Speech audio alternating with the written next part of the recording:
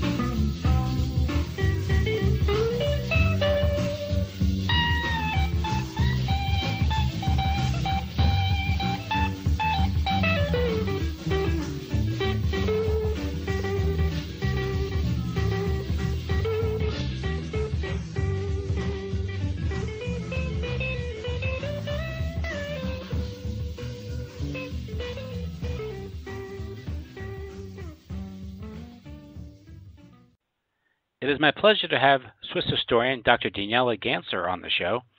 He is the author of the seminal book NATO's Secret Armies, Operation GLADIO and Terrorism in Western Europe. He's here to talk about that book, Operation GLADIO. Dr. Ganser, how are you doing? Hello. Thanks for having me on the show. I'm doing fine. I'm based here in Switzerland, and it's a rainy day, but apart from that, I'm fine, yes. Well, thank you. Certainly, thank you, and oh no, you're welcome, and thank you for coming on the show. Your book, NATO's Secret Armies, it covered this operation, this covert operation that's carried out by a multitude of security agencies, Western intelligence agencies, including NATO and the Central Intelligence Agency. Can you give us a little background on NATO and on GLADIO and what exactly it involved and how it morphed over the years? Operation GLADIO is the code name for a secret army that existed in Italy and many other countries of Western Europe, and which had been set up by the American Secret Service CIA and the British Secret Service MI6. These secret soldiers were trained to fight a communist invasion of Western Europe. You know, at the time, during the Cold War, between 1947 and 1991, NATO planners were scared that the Soviet Union would invade and occupy Germany, France, and Italy, and other countries. So they set up secret armies, guerrilla networks. And these networks, in case of invasion, would have fought behind enemy lines as a resistance. So this was the first task of this so-called GLADIO stay-behind network, to fight in case of the Soviet invasion. Obviously, there was never a Soviet invasion, as we know today, but obviously in the 40s and 50s, they didn't have that security. The second thing, and that is the disturbing thing, is that these secret armies could also be used to influence domestic politics in the total absence of a Soviet invasion. And that is, let's say, the problematic side of these secret armies, because they were trained by the special forces of the British, the Special Air Service, SAS, and also by the special forces of the Americans, the Green Berets, etc. So they knew how to operate clandestinely. They knew how to explode bombs and to create confusion. And we now have the evidence that these secret armies were operative in Western Europe during the Cold War to influence politics in Italy and France and other countries. Now, when you say influence politics, this isn't just handing out leaflets, putting up campaign stickers, and involving themselves in electoral politics. It's engaging in what some would say false flag terrorism. Yeah, it is false flag terrorism, and you know that basically is a word that most people don't even know. I mean, the word terrorism, everybody knows, 9/11 or Nizza or London or Madrid or many attacks in the Muslim countries as well. So the word terrorism is known to everybody. Actually means the use of violence to achieve political aims, to shock everybody. And false flag terrorism is if somebody carries out a terrorist attack and then blames it on the political opponent. So, for instance, the maybe best example where the Italian researchers found out that false flag terrorism was used was in a small Italian village called Peteano, that's in the north of Italy, where in 1972 a car exploded. And this explosion of this car killed 3 policemen in Italy, and it was blamed on the Italian Communist Party. Now, how was it blamed on the Italian Communist Party? It was basically a phone call after the terrorist attack, which said, we are the Italian Communist Party, and we planted this bomb. And furthermore, you had an expert within the military Secret Service who said the explosive used is very clearly the one used by the Italian communists. So the whole terrorist attack at the time was blamed on the Italian communists, and this shocked the Italian population, and they became distrustful of the Italian Communist Party, which is very, very strong. They had more than 30% in parliament. So years later only, it was revealed by the investigation of Felice Casson, which is a judge in Italy who looked at this terrorist attack in detail, that in fact this had been a false flag. So it had not been the communists who had carried out this terrorist attack, and the phone call was fake. It was just made up. The traces had been fabricated, and the explosive had not been the one used by the communists, but instead the one used by NATO forces. And he found that who really carried out the terrorist attack, and this man is called Vincenzo Vinciguerra. So he brought him in front of trial, and in the court, Vinciguerra said, yes, I did carry out this terrorist attack. But, it was correct because, we were not in a Cold War, but in a hot war. We were fighting the communists, and I hate them, and it was okay to carry out a terrorist attack and blame it on them because they're really evil people. So what I did was okay.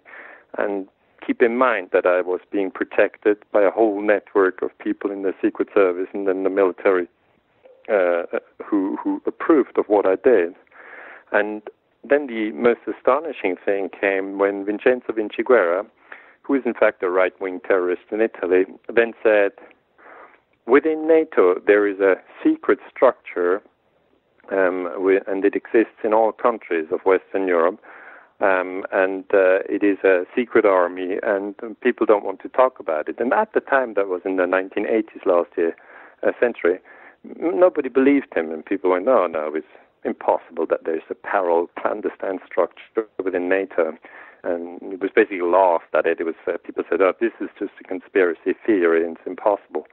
And then in a few years, the guy went to prison, and a few years later, in 1990, the Italian Prime Minister Giulio Andreotti had to confirm in front of the Italian Senate that indeed a secret structure existed within NATO with the code name Operation GLADIO, and that the CIA was involved, the MI6 was involved, and that in many other countries this secret structure existed as well. So for me as a historian, it's very interesting to see that the original terrorist attack was in 1972, and it took 18 years until the full structure of this terrorist event became clear, and how deep and how far it reached, and that in fact it was false flag terrorism, and that the technique used was strategy of tension, which basically means put people into shock. And if you put people into shock, you can then just very easily manipulate them. I think terrorism is ideally suited to confuse and manipulate people. Yes, and Vincenzo Vinciguerra offered this quote, which is very telling. He said during his trial, "You had to attack civilians, the people, women, children, innocent people, unknown people far removed from any political game. The reason was quite simple. They were supposed to force these people, the Italian public, to turn to the state, to ask for greater security." Yeah, that's. Yeah. I mean, that's exactly. Did you have it from my book? Yeah. Yes. Probably. Yeah. I read your book.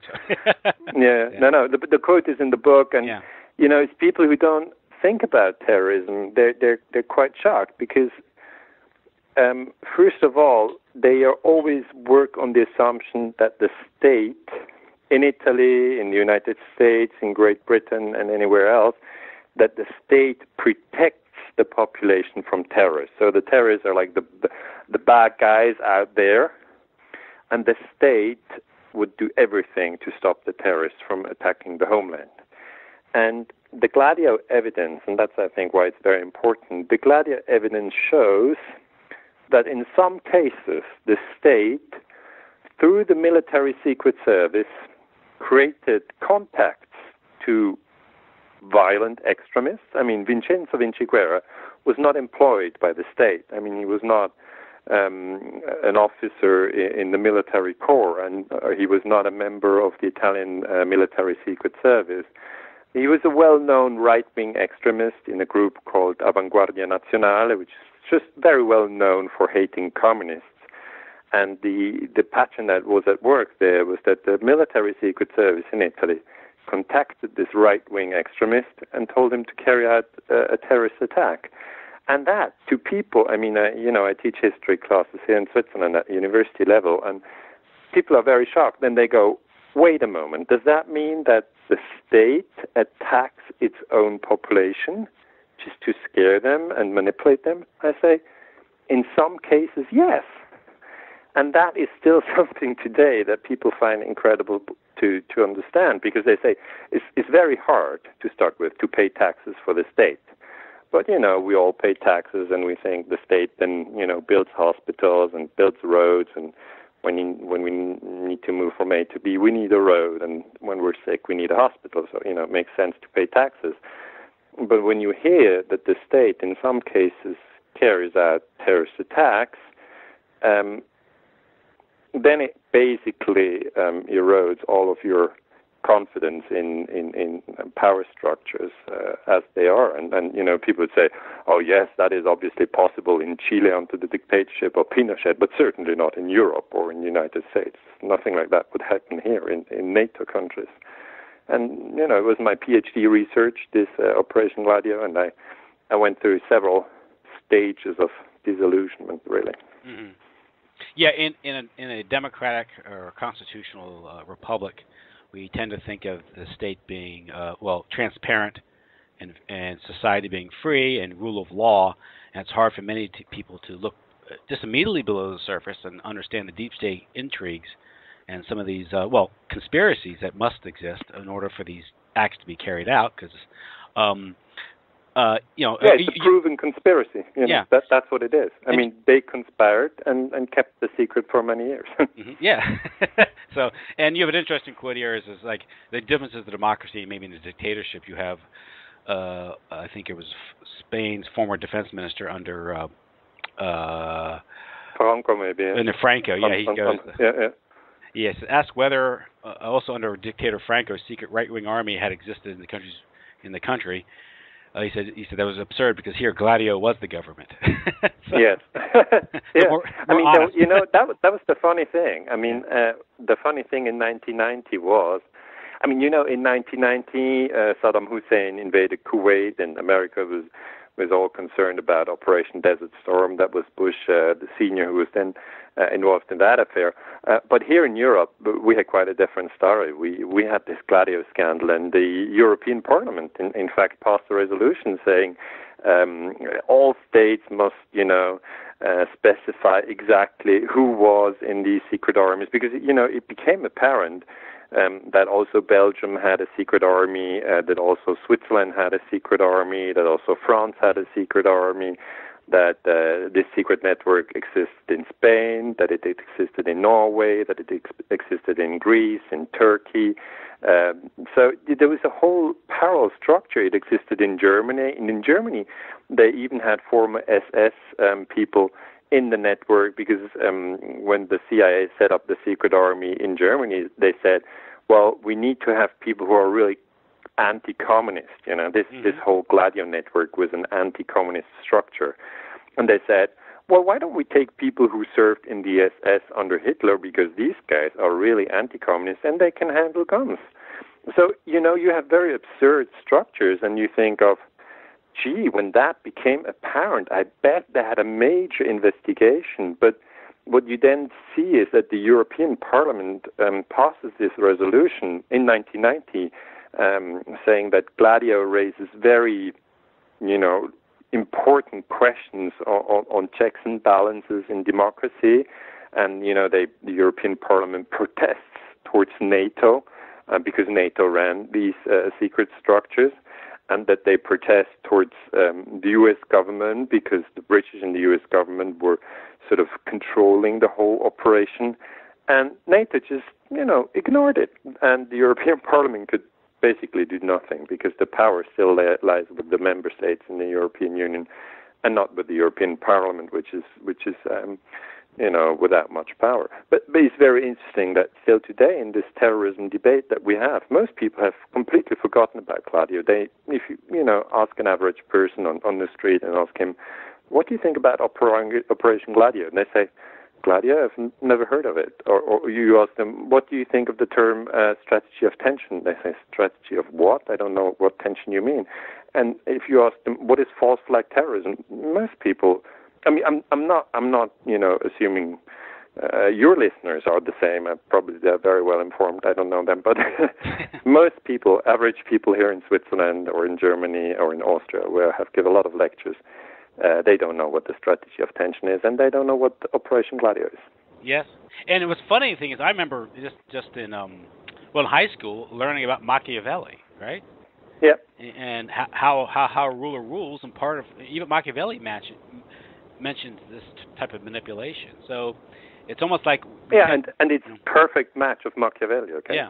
I mean, Machiavelli was really an Italian philosopher or terror thinker, if you want, and he said, you can use these games to gain power. Mm-hmm. Actually, it's as if, false flag is as if I shoot myself in my leg and then drop the gun on the floor and say, you just shot me in my leg. Yeah. And then people will just think, Jesus Christ, he just shot him in his leg. And that I did it myself. Nobody would actually believe that you do something. And that is why it is so difficult for historians to actually find out the truth about these terrorist attacks. It took 18 years. Mm-hmm. People usually go like, why don't you historians work a little harder and, clarify these events like 2 days after they happened? And I go like, that's totally impossible, because first you have the event, and then you have the narrative for the event. And the narrative is being produced by the state and the journalists whom the state sort of welcomes as reporters. Okay, they are giving the data and they say, okay, communists carried out a terrorist attack in Peteano. And then it's all over the news, in television and in print press. And then people obviously believe this. And so you have an established narrative that stands for many years. And then the historians, look at court documents, they look at things that are not clear with the event, or they look at discrepancies, things that don't add up. And in this case, we were really dependent on a court in Italy, which broke the whole story, where the judge Felice Casson actually went to the archives of the Italian military secret service. It's called SISMI, Servizio Informazione e Sicurezza Militare, which means military secret service. And he went into the archives and could prove that Operation GLADIO existed. He found a document, and in that document from the Italian Defense Ministry, it said that within the military secret service, they had established this secret structure, of which the parliament didn't know anything, of which journalists didn't know anything, of which the voters and the Italian public didn't know anything. And the structure was designed to fight either a Soviet invasion or the Communist Party in Italy. But all this is illegal. You can't have a secret subgroup of the military intelligence which is fighting the decision of the voters. If the voters want to vote communist, and you have to keep in mind the communists in Italy were popular because they had fought Hitler, they had fought Mussolini, they had fought the fascists. That's why the Italian population voted a lot of communists into power. But then NATO was scared, that there would be too many communists in Italy or in France in the parliament. So they used this strategy of tension to shock the population. Mm-hmm. Now, you mentioned how the scandal spread throughout Western Europe, Greece, of course, Italy, Germany, France, Spain, Belgium, Netherlands, everything. Yeah. Everywhere. So there's this network, and there's two dimensions to this. One is one thing, it connects to the CIA. It's connected to the CIA. I think it goes back to as early as 1947 with the NSA Directive, pretty much calling for this, giving the CIA the authorization to engage in these things anywhere in the world. It was more or less a declaration of low-grade warfare on the world, wasn't it? Yeah, it was. That's NSC 10/2. Keep in mind that the CIA was set up in 1947. And the first country which the CIA targeted was actually Italy, because Italy had been defeated in 1945. Mussolini was dead. And the Americans faced the problem that they wanted Italy to become a NATO country member, but in 1948 they had a national vote in the country.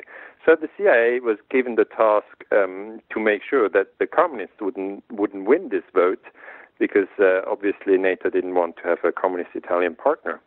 And so the first operation there was to manipulate the election in Italy, which the CIA did.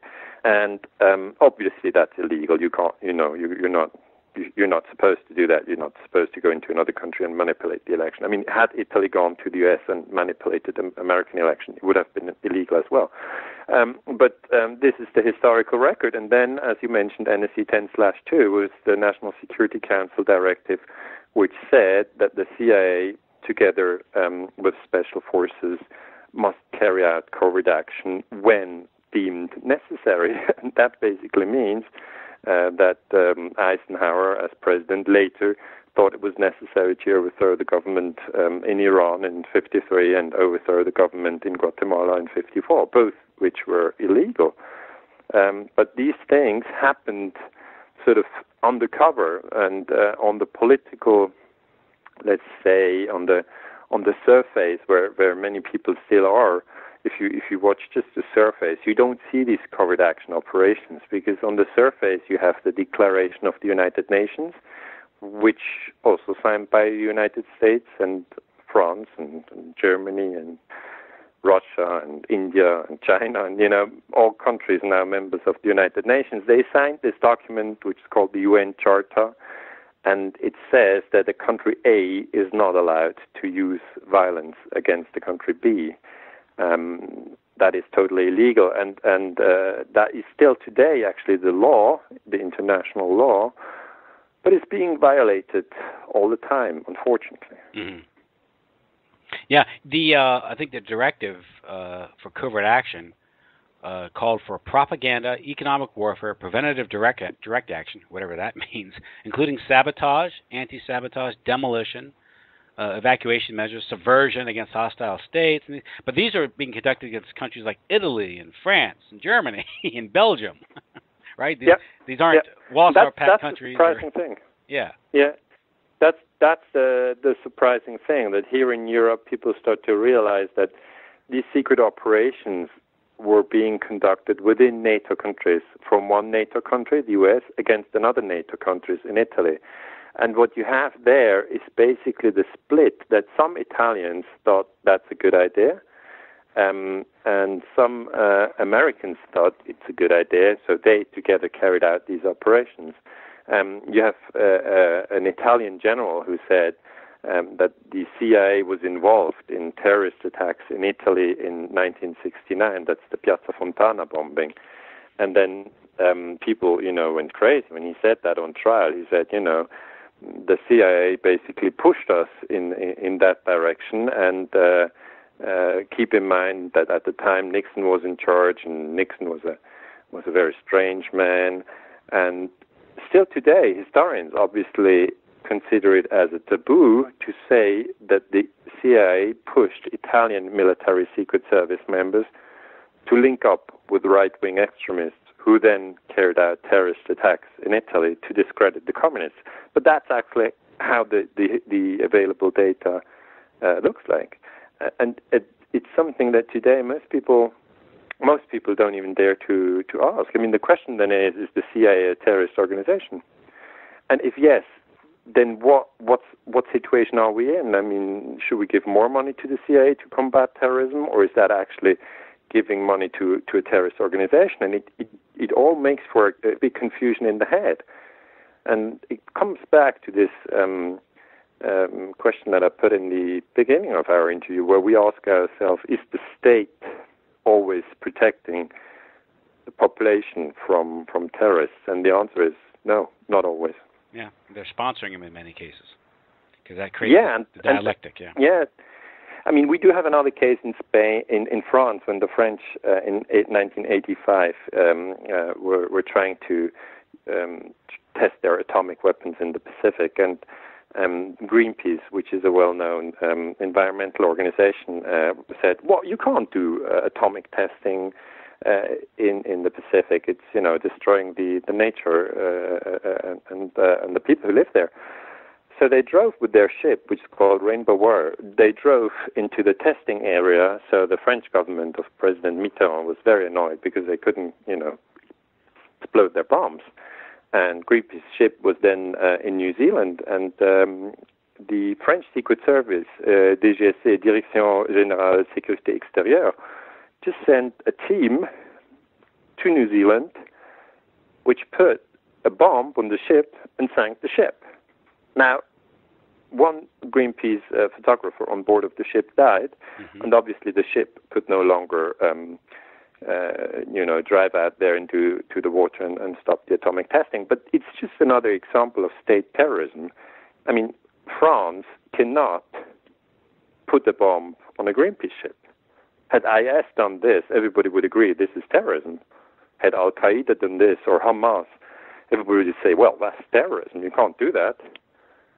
And the same is true if a state like France carries out a terrorist attack. It's just not okay. But the politicians which are responsible, they very, very seldom actually have to stand up for what they did. They very seldom take the responsibility. At the time, the French defense minister had to resign. But the president said, well, I didn't know anything about it.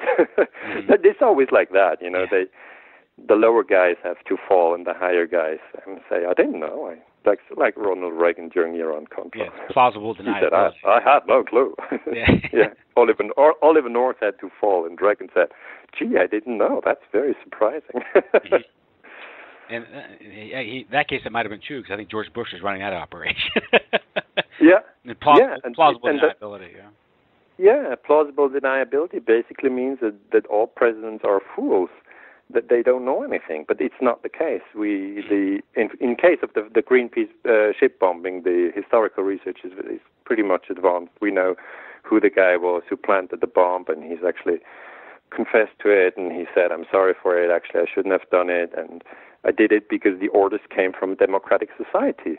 And I said, well, come on, if even that's the lessons from Hitler, that you should never blindly follow orders, because that's what we have in World War II, that officers in Germany said, I was just following orders. That's no excuse. You're responsible to your own consciousness. Yes. So these guys now come forward, and that's interesting. That's true. Yeah, exactly. Now, with this GLADIO operation throughout Europe, it also revealed. Well, one thing I got to mention is before I go into that is these operations also involving sort of non-state actors, proxy forces, criminal organized crime, secret societies like Masonic lodges, which I want to get into, like the P2 Lodge. But good, you mentioned Italy and the efforts in the immediate post-war years, Italy, to prevent communists from winning elections. It also included the United States, the CIA, first the OSS, then the CIA, utilized organized crime, like Lucky Luciano here in the States, where he was released from prison, sent to Italy, and in return for his efforts, he was given the heroin franchise. So there's drug running, and that also funds these operations, right? The drug running. Yeah, and that that's once you are below this surface. I always call it the surface, where you have international politics. You have Trump, you have Hillary Clinton, you have Erdogan, you have Putin, you have Merkel, and you just see them move around. But you don't see below the surface where you have secret politics. And secret politics is something which, for historians, is very difficult to tackle, but we know that it exists, and it is, as you rightly say, a mix where the secret services of the different countries and the special forces of the different countries carry out operations at times together with drug dealers or arms dealers or the mafia. I mean, when they tried to kill Fidel Castro in Cuba, the CIA, they linked up with the mafia and said, well, why don't you guys help us? Well, in the end, they couldn't kill Fidel Castro. He survived I don't know how many assassination attempts. But the church investigation very clearly in the 70s said, we do have the CIA carrying out terrorist attacks. No, they didn't call it terrorist attacks. They called it assassination attempts. And they said, we're shocked at what we have seen, but we believe in the strength of the American spirit to overcome this abuse of power. And I think that's something that we have here in Europe as well. We also hope, we see this misuse of the Italian Secret Service, of the French Secret Service, and of other secret services here in Europe. We see the misuse of power in Germany during the Second World War with all the atrocities. But we also have this hope that there's a spirit in Europe that many people don't want this. And you know, the vision would be that the peace movement in Europe and the peace movement in America would sort of link up, because they both have a lot of information of what happened in their country, and they both have a lot of specific data that power was abused again and again. You know, it was not just once, and you don't have to go to China or to Russia to find abuse of power. You find it in NATO countries, and you find it during the last 70 years. And Operation GLADIO is just one example of it, but it's an example which is not very well known. Mm-hmm. Now, of course, with GLADIO, it's interesting because you of course mentioned Castro, and that brings up the Kennedy assassination. And here in the States, we had a thing called Operation Northwoods, which officially never went operative, because Kennedy reportedly rejected the plan, but then sent the general packing to run NATO. Lemnitzer. I've read the documents of Northwoods. You know, the National Security Archive in Washington is doing excellent work, and in fact, I'm using a lot of research done by American historians, and you know, vice versa. I mean, American historians use a lot of research done by European historians like me. One guy said, well, you know, you guys in Switzerland, you can read Italian, because Switzerland has 3 languages. We have German, we have French, and we have Italian. So I was born in the Italian-speaking part of Switzerland, so it's easy for me to read Italian records. And he said, that's a good thing about your GLADIO book, because I knew there was a lot of data out there in Italy, but basically I couldn't read it because I don't speak Italian. And so I hope that this exchange among scientists and also among the civilian population is stronger than the abuse of power that you actually have on a higher level, which is still, I mean, it's very sad actually to see it. Once you've seen it all, you go like, oh, that's criminal. And these people are elected. I mean, how can they do that? Mm-hmm. And just for my listeners are probably familiar with Northwoods, just to restate it, it was a proposed false flag operation, whether fake terrorist attacks or real terrorist attacks being carried out in the United States to justify. Yeah, and it specifically said. And it specifically said, I mean, if you read the Northwoods documents, I mean, I recommend everybody who's never heard of it. It's good that you do the recap. But if there are people on listening and they've never heard of Operation Northwoods, they must Google it and go and read the original document. It's from 1962, and the idea was from the chairman of the Joint Chiefs of Staff, so the highest officers in the Pentagon, to find a justification for an invasion of Cuba, because in April 1961, the CIA had tried to overthrow Fidel Castro with the Bay of Pigs invasion, but this didn't work.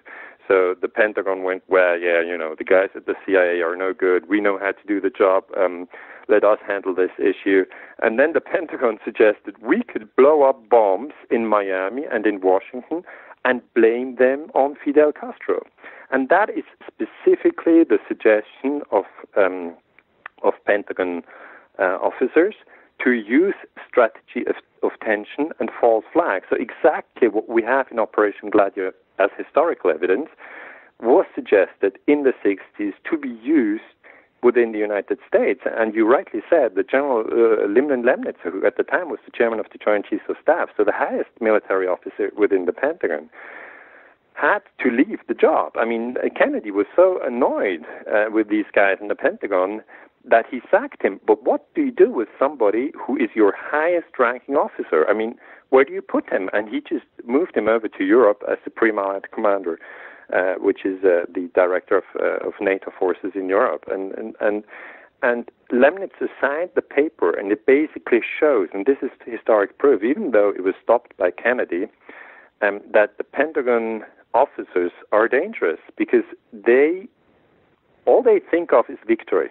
Okay? It's not that they think, well, you can't kill anybody to reach your aim. If you are a military officer who's gone through several wars, for you, there's no obstacle to kill anybody. You just want to reach your aim. And if the aim is to overthrow Fidel Castro, you can also fool people and for instance, explode a plane in Cuban airspace and say Fidel Castro shot it down. And that's also in the Operation Northwoods document. It says, let's take planes in America, let's put people in these planes and say these are students who go to, I don't remember, I think to Peru to help the poor people, some humanitarian thing. And then these planes in midair would cross with a drone, so an empty plane, remote controlled, and the real plane would land in some unknown small airport, Elgin or so, many airports you can use. The people would leave the plane again, and their identities were just fabricated, and then the drone would go over Cuba with a bomb, and then it would explode over Cuba, and international news would report that Fidel Castro had shot down a plane with American students on their way to help the poor people in Peru. And just think of such a story. Obviously, the citizens in Europe and in the U.S. would believe it. They would never say, oh, gee, no, I think that's just a drone which had been replaced with other people who landed somewhere. People go, it's just a conspiracy nut. and this is the sort of the problem that we face as historians. It's the same with the Tonking incident. It was a fake. Yep. Johnson said we were attacked by the Vietnamese.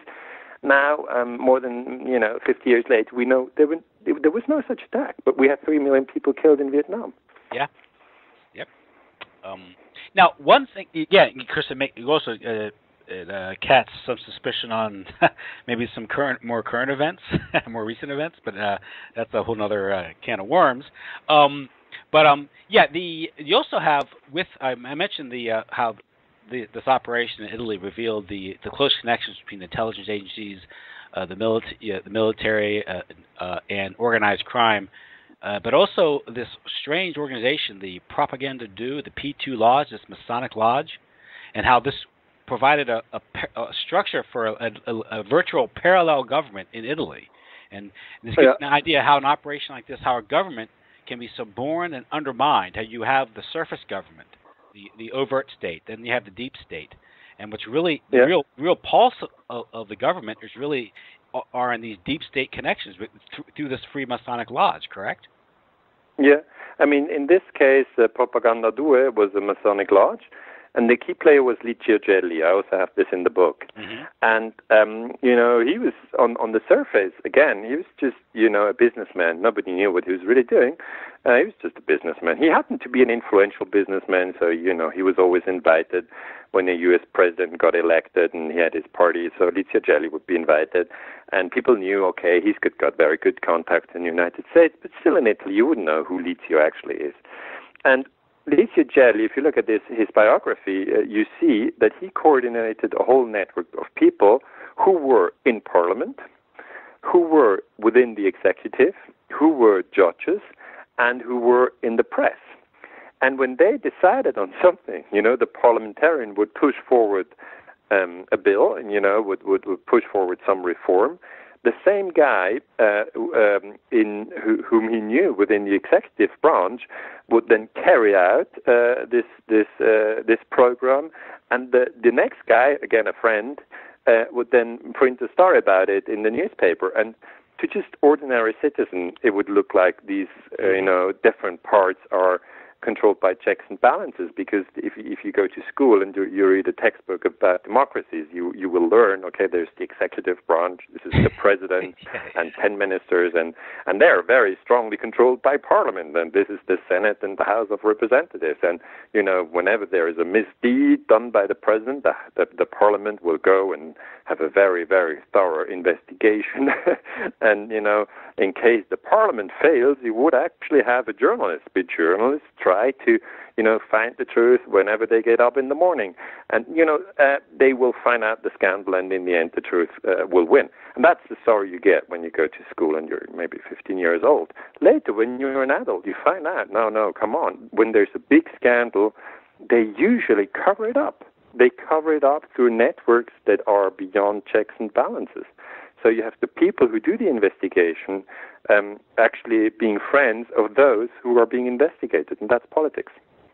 Yes, and you get when you grow up, you get this textbook fairy tale about how the government's run and how society is governed, and you get if you ever wake up to it, you notice how these clandestine or sub-rosa networks actually operate. It operates almost like under Freemasonic principles. This is a way of organizing and networking to engage in all types of high-level malfeasance without ever getting caught. And that's its practicality, and that's why this relationship between P2, NATO, the various intelligence agencies, business connections, various bureaucracies in the government, and this is how this secret elite can actually control society, or at least prevent the checks and balances from operating.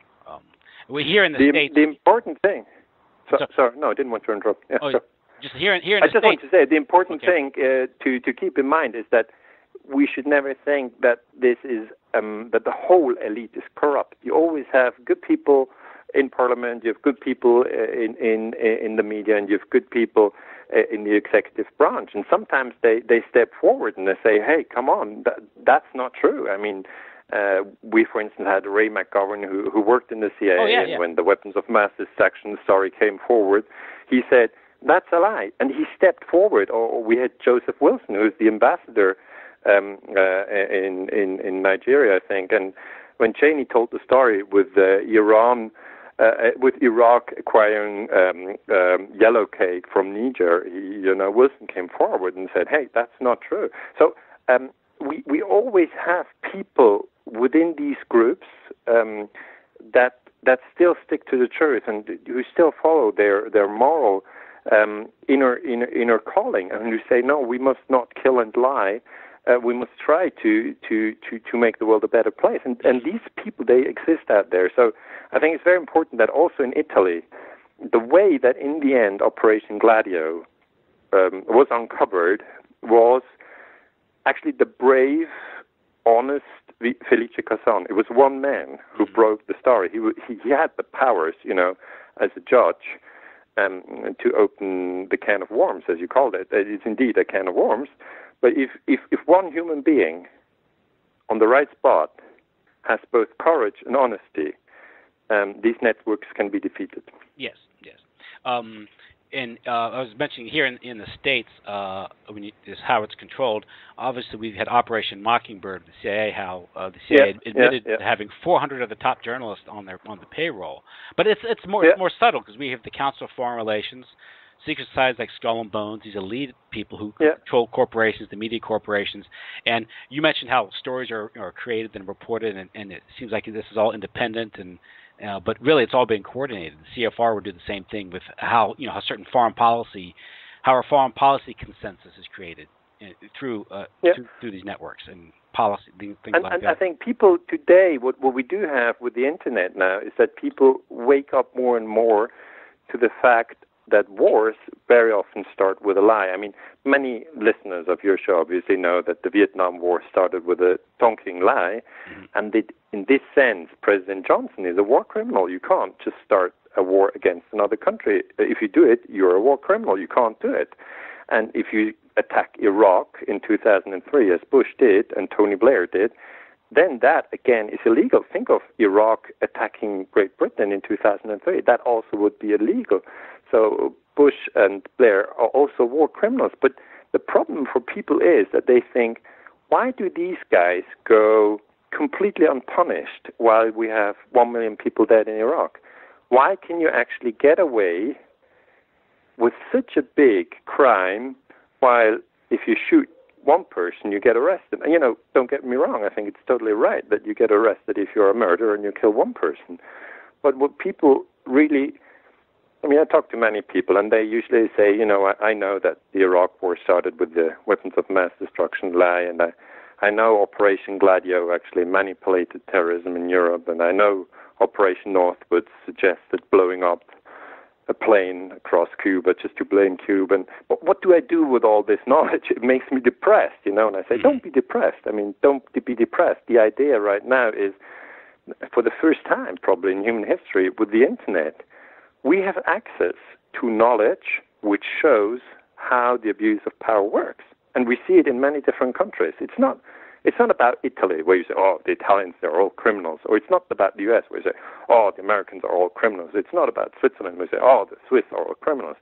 It's just in each country, the elite, the most powerful, they have a lot of criminal energy. Whereas the 99%, they're usually more moral. I really think so. It's mostly, you find a lot of criminal energy on top of the system, and they cooperate among each other. That's what I found in my research. Yeah, it's elite deviance. It's about being a member of a breakaway civilization almost, where the normal rules of society don't apply to you. And they play us against each other. They then say, oh, okay, you're anti-America, or you're anti-Italy, or you're anti-Germany. So they take the idea of nation, which is very strong. You can see it in the Olympic Games. The nation thing is very strong. Or when the football teams play against each other, the nation thing is very strong.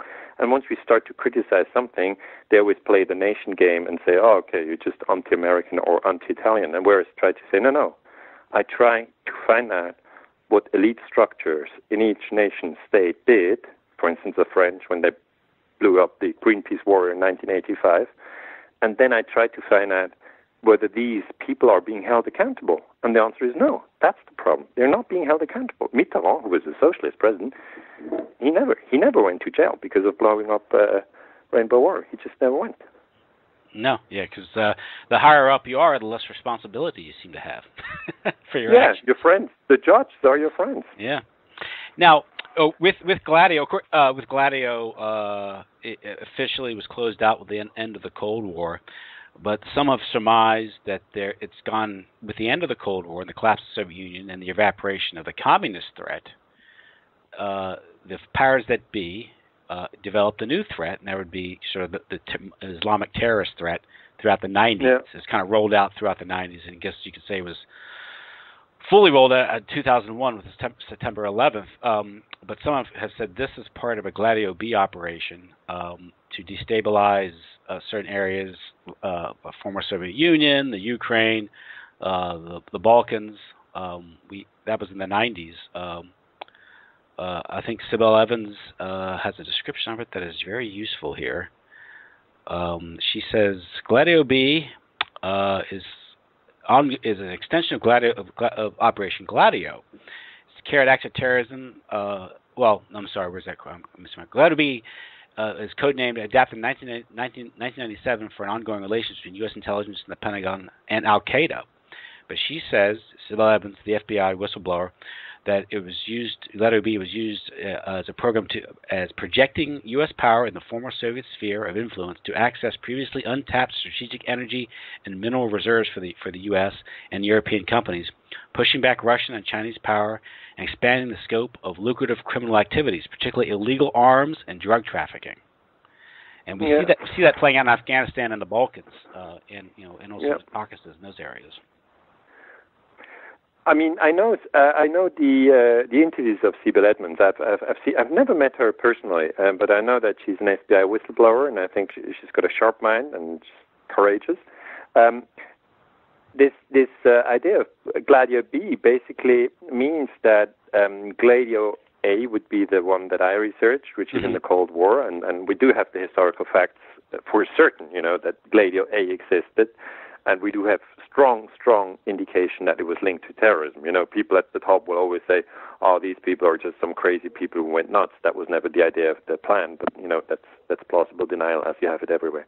And Gladio B, then the question really burns down: do we have any historical data that proves that militant Muslims were used as a tool to influence other countries and to actually yield power? And here the history, the contemporary history, many historians have worked on that, in Afghanistan is very, very clear. We know that the CIA worked together with the Mujahideen, with Osama bin Laden, to defeat the Soviets in Afghanistan. I mean, that is clear-cut.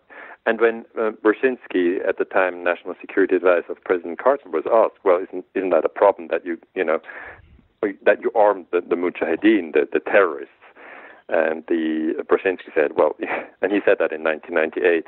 He said, "Well, what's more important to the history of the world? Some stirred-up Muslims, that's Osama bin Laden and the Al Qaeda and everything, or the collapse of the Soviet Empire?" And he quite clearly said, it's okay to use terrorist groups to defeat another empire. And if you forward on the time scale and you come to 2001, 9/11 obviously is the defining moment where people have started to all think that the new threat is militant Islam. But in the 19th, this conviction was not there. But in 2001, actually, that was the time when I finished my PhD on Operation Gladio. It was also in September 2001 when I defended my PhD thesis at Basel University in Switzerland. Everybody said, well, still in August, everybody said, terrorism, that's not interesting. Why do you work on that? And then in September 2001, terrorism became the big topic. And then obviously many people came forward and said, well, Dr. Ganser, very interesting that you researched terrorism in the Cold War, but that's long ago. How about today? Is 9/11, as Bush tells us the story, true, or is this another lie to justify the attack on other countries, to enhance defense spending, or to create a state of surveillance and actually control the population? I said, I don't know yet. This is new, and I have to wait because historians are very. I don't know. How are we? We just usually wait before we talk, and I waited until 2006. So the first 5 years didn't say anything on 9/11, and then 2006 I published an article here in Switzerland where I said there's a very bitter debate over the fall of World Trade Center 7, the third tower, which collapsed in New York, which was not hit by a plane. And then I said, take some logic. If the Bush story for 9/11 is that the towers fell because they were hit by the planes, and the planes were full of Muslim terrorists, then why did 3 towers fall in New York, whereas only 2 were hit by planes, according to the official story? And I just confronted, fellow scientists here in Switzerland with the story, and they said, I didn't know a 3rd tower fell, or, that 3rd tower probably fell due to an earthquake or due to fires or due to, I don't actually know why it fell, it just fell. And then I just researched the data of this American architect, Richard Gage, from Architects and Engineers for 9/11 Truth, and he said he just thinks it's very implausible that this 3rd tower fell due to fires, because that was then the official narrative. And I just realized that if you question 9/11, you are immediately attacked with the label conspiracy theorists, and that is something which is very sad, actually, because if the whole ongoing war on terrorism, we've had it now for 15 years. Okay, it's now 2016. It started 2001. So we all live in this period, which is not called the Cold War, but it's called the War on Terrorism. That's the historical period we live in. And every human being has the right to understand the time frame that he's living in, because you see all major events are being justified with this word terrorism. If you take the attack on Iraq, 2003, it was justified by saying Saddam Hussein has links to Al-Qaeda, which was total nonsense. It was just a lie. And then it was, said that Saddam Hussein is going to give the terrorists atomic or biological or chemical weapons, which again was total nonsense, but he helped to justify the war. Or the attack on Afghanistan in 2001, where Germany participated, Canada participated, France participated, Italy participated. All NATO countries suddenly went to Afghanistan, bombed the country together with the US. Again, it was justified with the reference to 9/11. So every historian today agrees that 9/11 is a very important event. But when that is said, we must have the freedom to research 9/11 again and ask whether Bush told us the truth or whether they lied. And that is still today, I think, a very, very important question. And with the collapse of World Trade Center 7, which was not mentioned in the 9/11 Commission report of Zelikoff, it was not mentioned in that report. They just mentioned that the building existed, but they don't mention that it collapsed.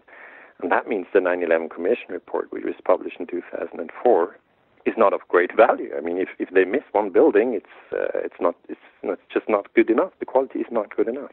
Mm-hmm. This whole thing goes on. GLADIO is a thing of the past, but it's also a thing of the present.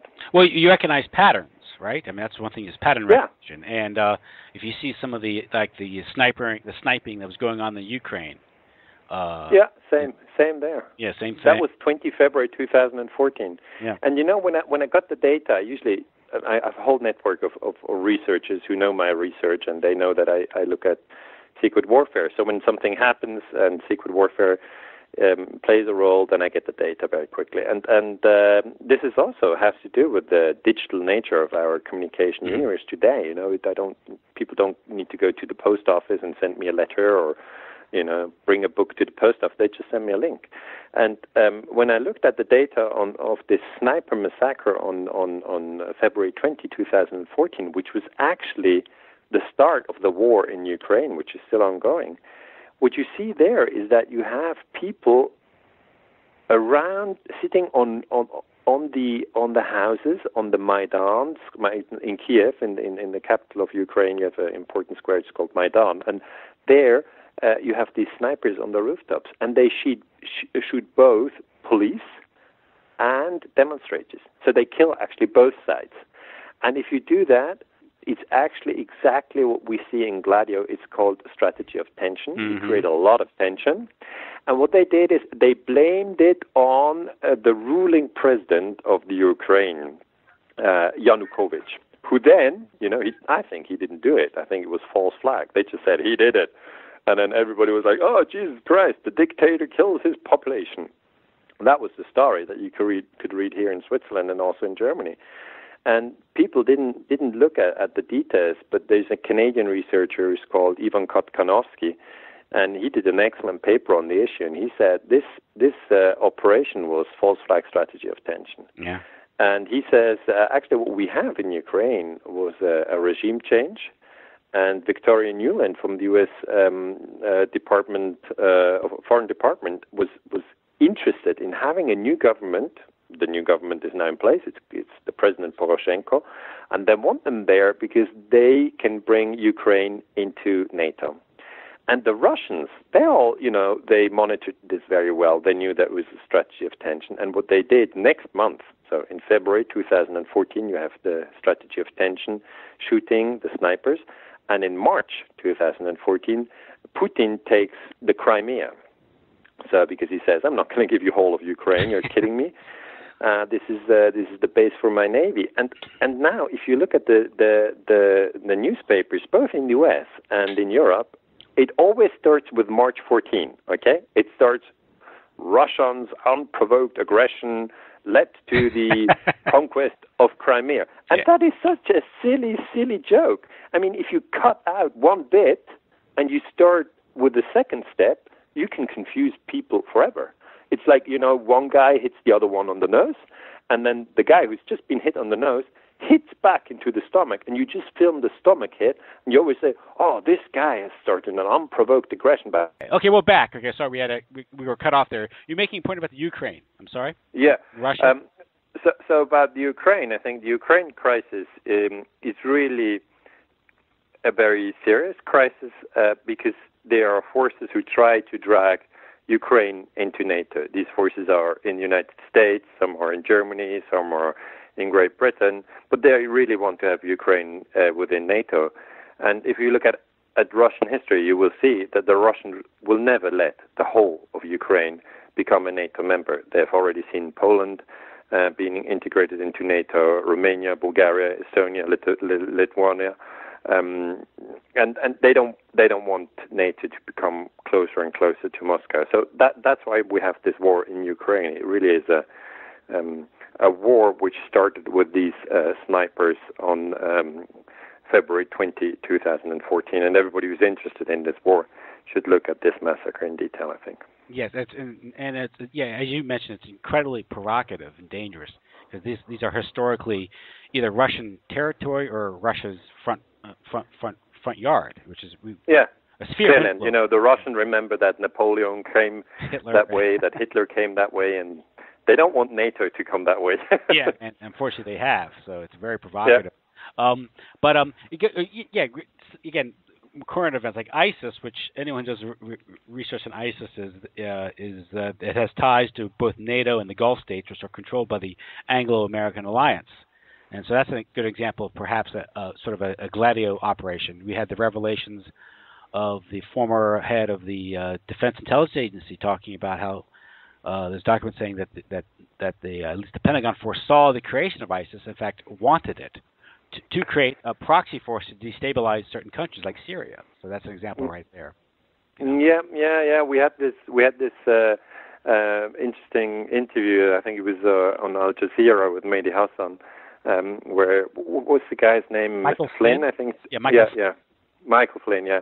Very, very honest, very good man, because he shed some light on this whole story with ISIS, because he commented on the Defense Intelligence Agency memorandum, which said, actually, the West is on the side of ISIS because, in the end, the whole idea of France, of Germany, not Germany, France, USA, Great Britain, Qatar, and Saudi Arabia, is to overthrow Assad.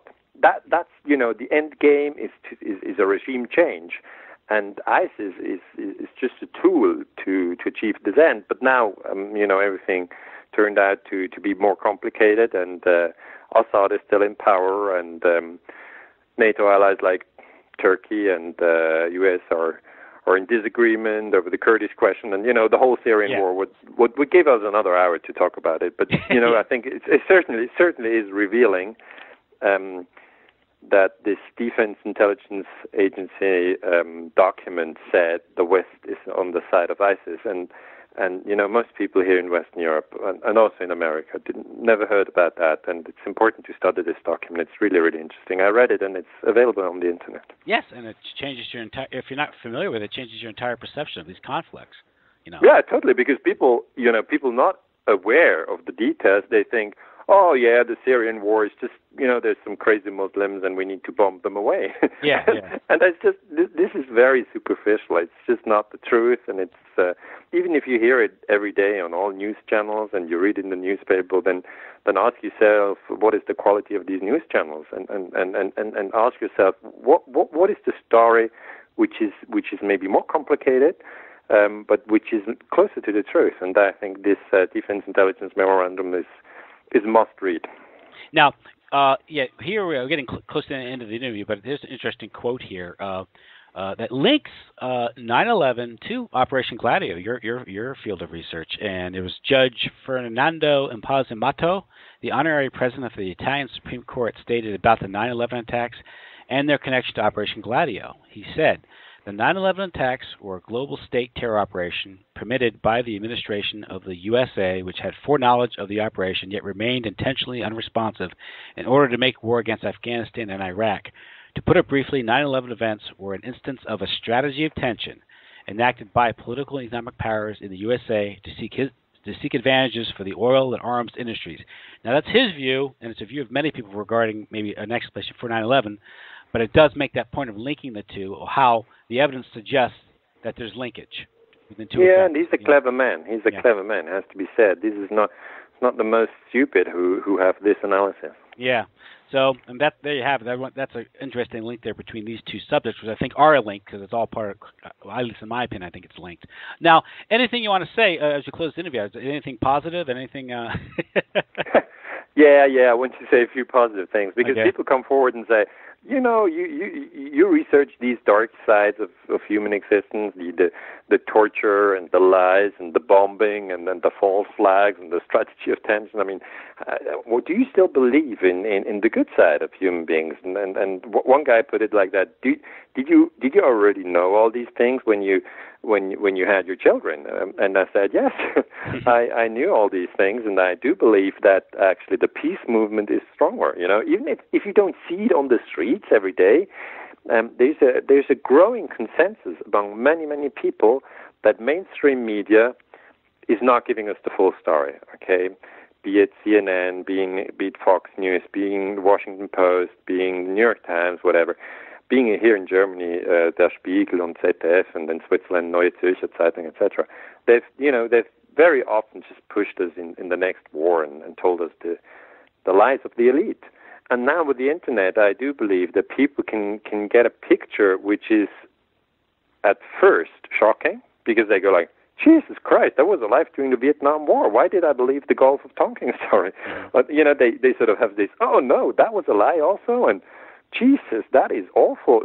But once they've gone through this stage, they will find within themselves that they don't want it. They don't want the lies. They don't want to die as a soldier in Iraq when they find out that they've been sent there on the wrong premises. So within the defense sector or the security sector, you have a lot of smart people who think a lot about these questions, and they also start to question the morality of the whole game. And these are dissenters, and they are coming forward, and they tell us their side of the story.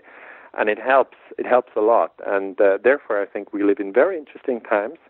And I still think that the majority of all people all over the world, they don't want war, they don't want torture, they don't want terror, and they don't want media lies. Excellent. That's actually the name of my podcast, is Our Interesting Times. So. Oh yeah, sorry. I'm just so unaware. But that's the perfect brand. Yeah. So that's a great way to end this. But listen, Dr. Ganser, I want to thank you for spending time with me this afternoon, or my morning, your afternoon. And yes. You have a new book that's coming out that's in German, Illegal Wars. That's in English. And how's that in German again? It's called Illegale Kriege, which just means these are wars that have been fought without a UN mandate. Okay. All these wars are illegal, and that's a lot of them.